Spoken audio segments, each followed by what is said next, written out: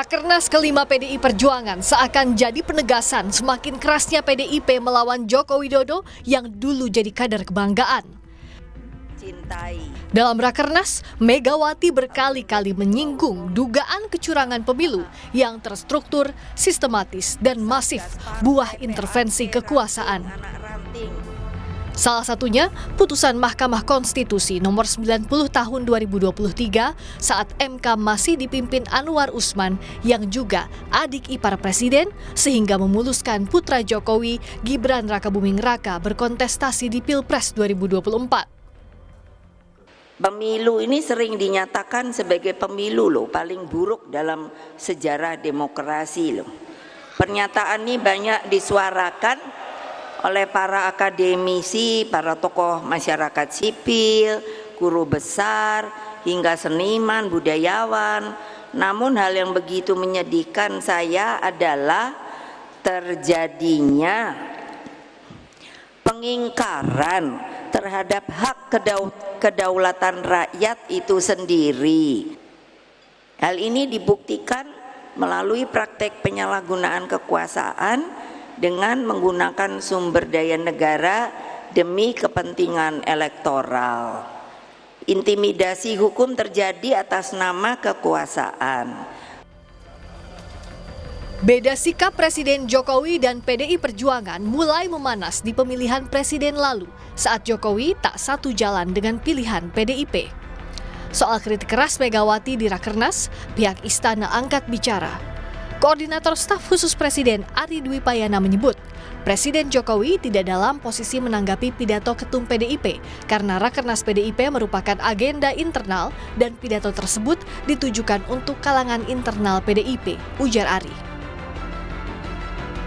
Pertanyaan berikutnya, apakah pernyataan tegas Megawati Soekarno Putri semakin mempertegas sikap politik PDIP 5 tahun mendatang yang akan ditentukan dalam Rakernas kelima PDI Perjuangan?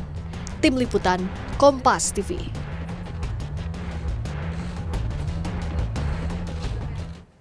Dalam Rakernas kelima PDI Perjuangan, Ketua Umum Megawati Soekarno Putri berkali-kali menyindir pemerintahan Jokowi. Pertanyaannya, apakah ini semakin mempertegas sikap PDI Perjuangan di luar pemerintahan?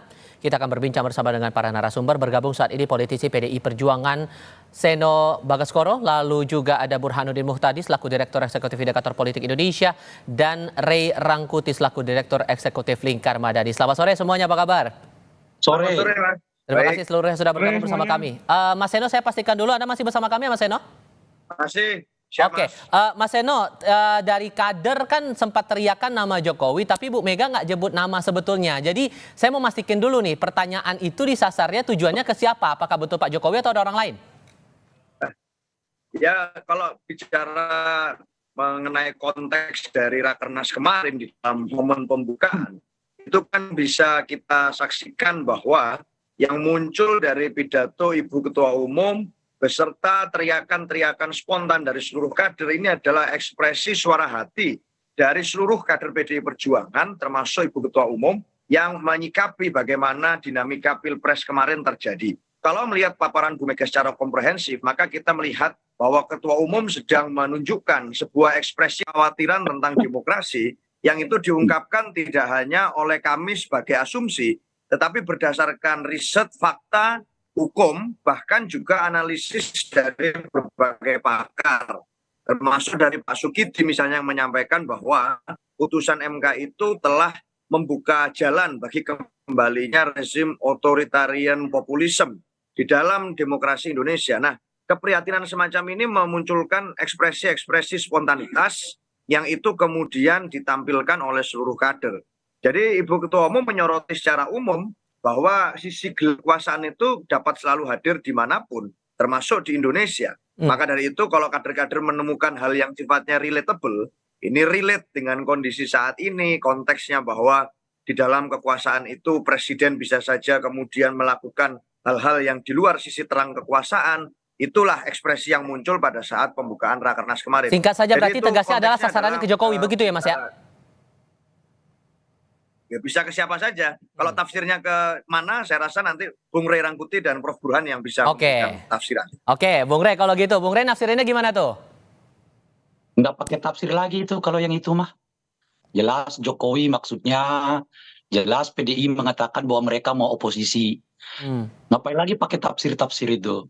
Tapi Kalau kalau Ibu Anda Mega menangkapnya itu, kenapa kok tidak sampai diterangkan secara tegas begitu oleh Bu Mega sebagai ketua umum nama Jokowi di situ? Nunggu kader dulu yang menjawab. kalau di dalam bahasa Arab itu ada yang namanya, kalau udah tegas nggak perlu diperjelas. Hmm. Itu Oke. dalam kaidah bahasa Arab itu. Kalau udah tegas nggak perlu disebutin. Semua orang udah tahu maksudnya Jokowi. Makanya saya mengatakan nggak pakai tafsir lagi tuh. Udah jelas maksudnya Jokowi. Yang dianggap merusak demokrasi itu ya Jokowi. Yang dianggap mengkhianati itu ya Jokowi. Yang akan melakukan oposisi itu ya PDI Perjuangan. Kita tidak pernah mendapatkan cerita Ibu Mega itu ngomong A maunya B. Itu kelakuan yang biasa terjadi pada Pak Jokowi. Pak Jokowi bisa ngomong A tetapi bertindak B. Kalau Ibu B udah mengatakan kita di sini, ya di situ. Nggak pakai tafsir-tafsir. Itu yang kita kenal dari dulu dari Ibu Mega. Ya. Nah, yang biasa, yang membutuhkan tafsir itu lakunya Pak Jokowi. Kalau Pak Jokowi itu ngomong A, mungkin maunya B, maunya C gitu loh. Iya kan? Tapi kalau Ibu Mega udah mengatakan A, ya A. Itu dari dulu kita kenal dari Ibu Mega. Oleh karena itu udah selesai menurut saya perdebatan. Pertama, bagi PDI, Jokowi itu adalah pengkhianat. Dan yang kedua adalah perusak demokrasi. Yang kedua, dengan sendirinya PDI menegaskan bahwa mereka itu berada di jalur oposisi, baik kepada pemerintahan Pak Jokowi yang sekarang, maupun nanti kepada pemerintahannya Pak Prabowo sebagai kelanjutan dari pemerintahannya Pak Jokowi itu. Dan beserta karena itu, ada 4 instruksi yang disampaikan oleh Ibu Mega. Pertama adalah menolak undang-undang atau menolak revisi undang-undang MK. Kedua, menolak revisi undang-undang penyiaran.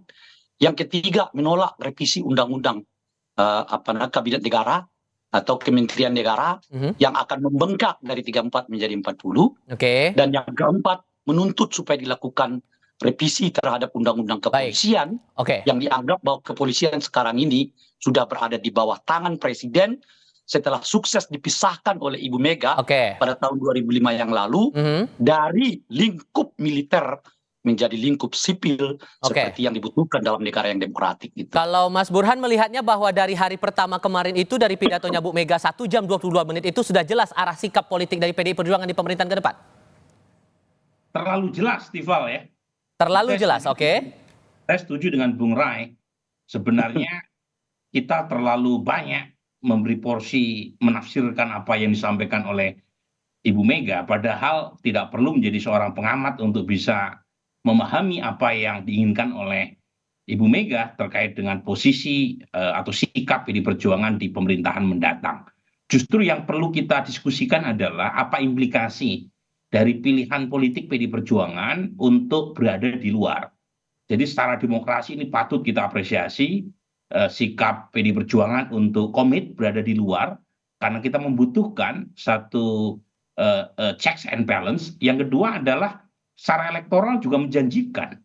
Ketika semua partai masuk ke dalam pemerintahan dan tidak ada satupun partai yang berkenan untuk berada di luar, maka insentif bagi siapapun yang tidak puas terhadap kinerja pemerintahan mendatang itu akan dimonopoli oleh PDI Perjuangan. Tentu saja masyarakat punya ekspektasi supaya tidak terjadi dominasi dan monopoli kekuasaan kalau misalnya ada pihak yang berkenan berada di luar. Jadi implikasinya itu yang saya lebih menarik untuk kita diskusikan, dan harapannya itu tidak hanya PDI Perjuangan yang mau berada di luar kekuasaan.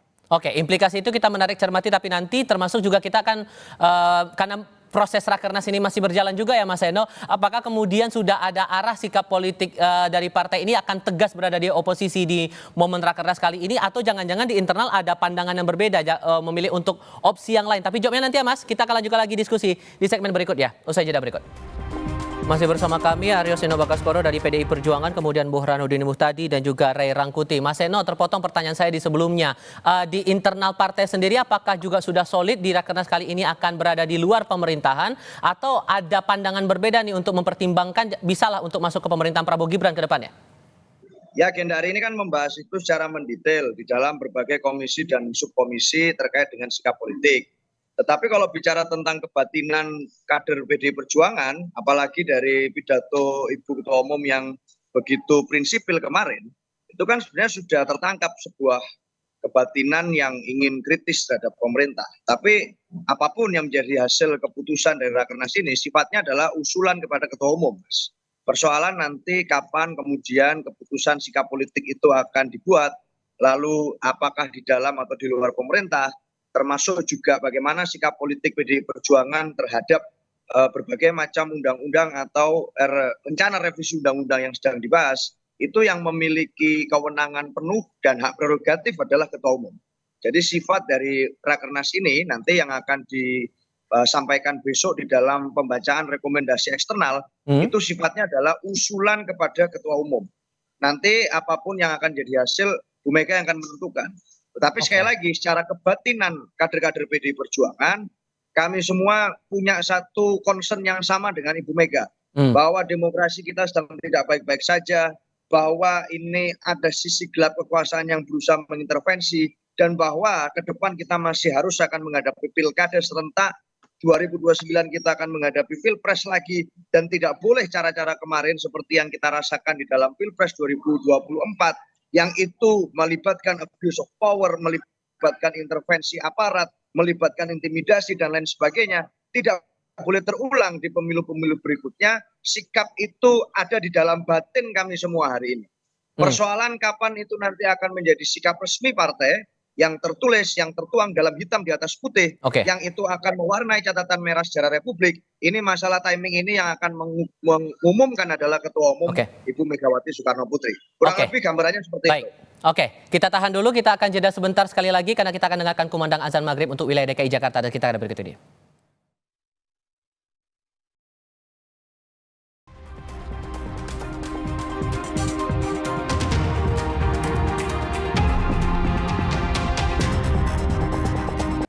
Selamat menjalankan ibadah fardu maghrib untuk Anda umat muslim di wilayah DKI Jakarta dan sekitarnya. Saya lanjut ke Bung Rey. Kalau begitu Bung Rey, ada suasana kebatinan yang ditangkap walaupun kemudian pada akhirnya putusan tetap di tangan Bu Mega. Kalau Anda melihatnya ini ujungnya pasti akan fix, akan ke oposisi, atau jangan-jangan akan ada momen melihat syarat dan ketentuan berlaku? Kita ini terlalu banyak di bawah pengaruh politik gaya Pak Jokowi gitu loh Pak. Sehingga selalu melihat tingkah laku politisi itu A dan B, C itu bisa beda-beda tiap hari gitu. Itu efek dari gaya Jokowi yang memang hari ini ngomong A, besok bertindak C, besok lagi ngomong yang lain gitu loh Pak. Nah itu terlalu banyak di kepala kita. Itu sebetulnya bukan karakter Ibu Mega, itu maksud saya. Ibu Mega itu dari dulu kita kenal, kalau udah ngomong A ya dia nggak A. Bahkan untuk tindakan kayak begitu dia nggak populer pun, dia tempuh kok. Ketika beliau mengatakan bahwa Pak Jokowi itu petugas partai, semua orang marah. Tapi dia nggak pernah mencabutnya. Karena itu di konstitusi partainya, itu di ADART partai itu ada yang kayak gitu-gitu. Nah, oleh karena itu tidak perlu ada tafsir-tafsir yang macam-macam lagi kepada Ibu Mega. Yang bisa kita sampaikan itu, terima kasih Ibu Mega, Anda udah menegaskan kembali betapa penting demokrasi ini dirawat. Kalau kalah ya oposisi, mengawasi pemerintah, mengawal pemerintah supaya ada politik ini hidup. Sebab kalau semua berbondong-bondong kepada kekuasaan, politik kita mati. Nggak ada lagi, nggak terlalu penting lagi namanya demokrasi itu. Nah dengan penegasan Ibu Mega ini, kita mengharapkan kembali politik ya hidup lagi, karena ada yang menyatakan berbeda, ada yang mengkritisi pemerintah, ada yang mengawasi pemerintah, ada yang mengatakan suara yang berbeda mungkin yang dominan, yang mungkin dilakukan oleh pemerintah dan seterusnya itu gitu. Nah oleh karena itu saya tidak punya keraguan bahwa pada sikap Ibu Mega untuk mengatakan bahwa beliau berada di oposisi, bahkan beliau mengatakan kok ya jangan jadi politisi kalau hanya mencari zona nyaman aja kata beliau. Sudah kami tangkap itu. Itu adalah politisi yang siap diuji kapan waktu pun, baik di dalam kekuasaan maupun di luar kekuasaan. Anda punya keyakinan itu, tapi kalau menurut Mas Burhan ada implikasi tertentu nggak? Karena kan kalau kita lihat, kalaupun jadi nih PDIP sikap oposisi, PKS belum menyampaikan sikap. Akan ada dinamika apa nanti kalau ternyata PDIP sendiri yang akan oposisi? Kalaupun toh hanya PDI Perjuangan yang berdiri sendiri sebagai barisan oposisi, menurut saya bagus buat PDI Perjuangan secara elektoral, karena semua insentif secara politik, kalau misalnya ada ketidakpuasan yang makin meningkat terhadap pemerintahan mendatang, itu akan monopoli oleh PD Perjuangan. Justru malah kabar baik. Dan saya sendiri ya, itu merasa kalaupun toh semua partai berada di dalam kekuasaan dan hanya PD Perjuangan yang setia berada di luar, itu tidak serta-merta PD Perjuangan akan sendirian. Karena jangan lupa, nature-nya partai itu adalah mencari popularitas. Baik. Kalau misalnya popularitas menurun, maka partai-partai yang berada di dalam kekuasaan pun itu akan mencoba pragmatis untuk mendapatkan dukungan publik. Jadi menurut saya ujian sebenarnya itu adalah soliditas partai-partai pendukung Itu dia. Pak Prabowo. Dan saya melihat karena Pak Prabowo hanya didukung oleh Gerindra, yang notabene adalah partainya, itu tidak jaminan partai-partai yang akan mendukung Pak Prabowo akan setia seterusnya. Baik. 2023. Baiklah, Mas Burhan, Bung Rey, Mas Edo, terima kasih banyak sudah hadir dalam diskusi kami kali ini. Sehat selalu semuanya. Selamat sore.